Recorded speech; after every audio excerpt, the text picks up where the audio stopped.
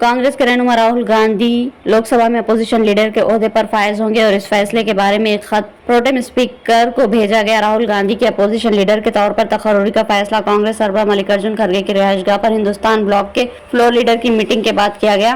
Party के senior leader KC. Venugopal ने meeting के बाद नामानिगारों को बताया कि कांग्रेस पार्लिमानी पार्टी के चेयरपर्सन सोनिया गांधी ने प्रोटेम स्पीकर मेहताब को खत लिखा, जिसमें उन्हें राहुल गांधी को लोकसभा में अपोजिशन का लीडर मुकर्रर करने के फैसले से आगाह किया गया। उन्होंने कहा कि दीगर तकर्रियों का फैसला बाद में किया जाएगा। राहुल गांधी 5 बार रुकन पार्लियामेंट रहे और फिलहाल लोकसभा में रायबरेली हल्के की नुमाइंदगी कर रहे हैं। उन्होंने मंगल को आइन की एक कॉपी थामे रुकन पार्लियामेंट के तौर पर हेल्प लिया।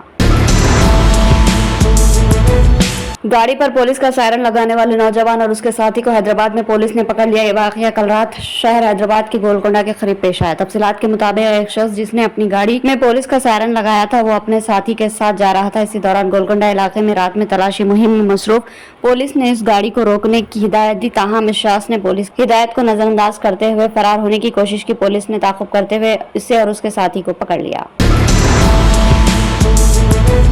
तेलंगाना के मेदक टाउन में ईद उल अजहा से कल पेश आए फिरका वाराना तशद्दुद के वाक़े में गिरफ्तार 6 मुस्लिम नौजवानों को मेदक कोर्ट ने शहर को जमानत मंजूर कर दी, जिसमें मोहम्मद खालिद, मीसन बिन अब्दुल्ला, सैयद उमर मोइनुद्दीन, इरफान, सैयद मेराजुल्ला और शेख नायब शामिल है। सैयद आसिफ हुसैन एडवोकेट ने 4 और जीवन राव एडवोकेट ने 2 अफराद की जमानत की पैरवी की। बताया जा रहा है कि जमानत की पेशगी के बाद मज़कूरा नौजवान संगारेड्डी के कंदी जेल से रिहा हो गए।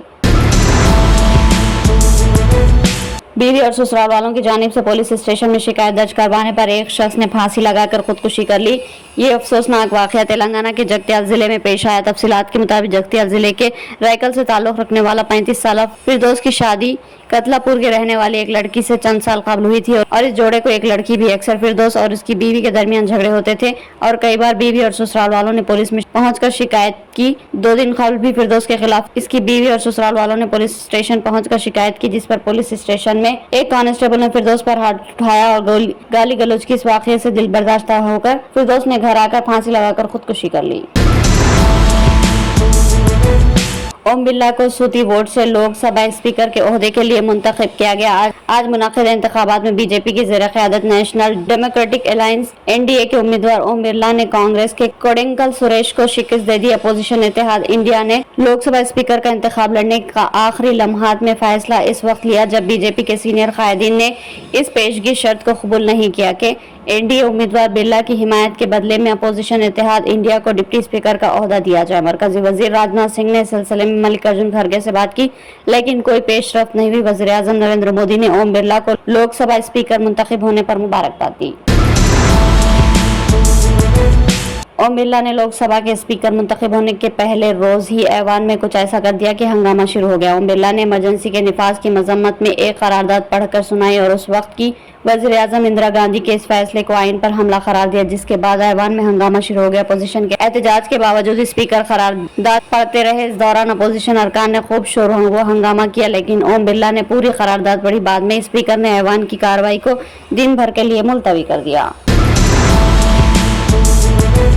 बीजेपी के सीनियर लीडर लाल कृष्ण आडवाणी की तबीयत बिगड़ने से हॉस्पिटल मुंतकिल कर दिया गया था। जराये के मुताबिक 4 शंबे की रात देर गए आडवाणी को दिल्ली के all India institute of medical science में दाखिल कराया गया। जराये ने कहा कि 98 साल एल के आडवाणी की हालत मुस्तहकम है और उन्हें डॉक्टरों की निगरानी में रखा गया था। साबिक़ नायब वज़ीर आज़म को एम्स के पुराने प्राइवेट वार्ड में दाखिल रखा गया और बताया जा रहा है कि यूरोलॉजी डिपार्टमेंट के डॉक्टर इनका इलाज कर रहे थे। ताहम इनकी बीमारी के बारे में फौरी तौर पर कोई वाज़ेह मालूमात नहीं हुई, लेकिन इनकी हालत मुस्तहकम होने की वजह से डॉक्टर्स ने उन्हें डिस्चार्ज दे दिया। एक खातून ने अजीब व गरीब बच्चे को जन्म दिया जिसके 2 सर थे। ये वाकया रियासत आसाम में पेश आया। जराये के मुताबिक आसाम के सल्चर मेडिकल कॉलेज में खातून ने बच्चे को जन्म दिया जिसके 2 सर थे। पैदाइश के 15 मिनट बाद इस बच्चे की मौत होगी। बताया गया कि फरीदा बेगम नामी खातून को दर्द जद की शिकायत पर करीबी गवर्नमेंट मेडिकल कॉलेज सल्चर मुंतकिल किया गया। फौरी तौर पर डॉक्टरों ने ऑपरेशन किया। फरीदा ने बच्चे को जन्म दिया। ऑपरेशन के बाद जब डॉक्टरों ने देखा कि बच्चे के 2 सर है तो वो हैरत ज़दा हो गए। पैदाइश के बाद बच्चे की तबीयत बिगड़ गई थी। इसका इलाज किया गया जो नाकाम साबित हुआ और पैदाइश के 15 मिनट के अंदर ही बच्चे ने दम तोड़ दिया।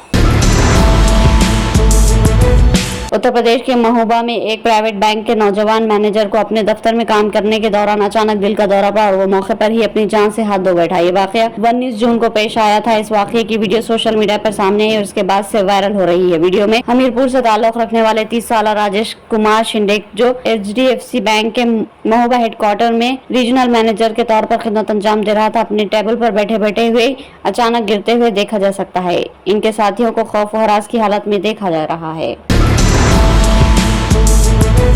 राउत एवेन्यू कोर्ट ने 4 दिसंबर को दिल्ली के मुबैना शराब घोटाला मामले में चीफ मिनिस्टर अरविंद केजरीवाल को 3 दिन के लिए CBI रिमांड पर भेज दिया। साथ ही अदालत ने अपने हुक्म में कहा कि CBI को 29 जून की शाम 7 बजे से पहले केजरीवाल को अदालत में पेश करना होगा। इससे पहले 4 दिसंबर को CBI ने मुबैना शराब घोटाला मामले में केजरीवाल को गिरफ्तार किया था। CBI ने कोर्ट से केजरीवाल की 5 दिन की तहवील मांगी थी, ताहम अदालत ने केजरीवाल को 3 दिन के लिए CBI रिमांड पर दे दिया। इससे पहले अदालत ने CBI को केजरीवाल को बाज़ाब्ता तौर पर गिरफ्तार करने की इजाजत दी थी।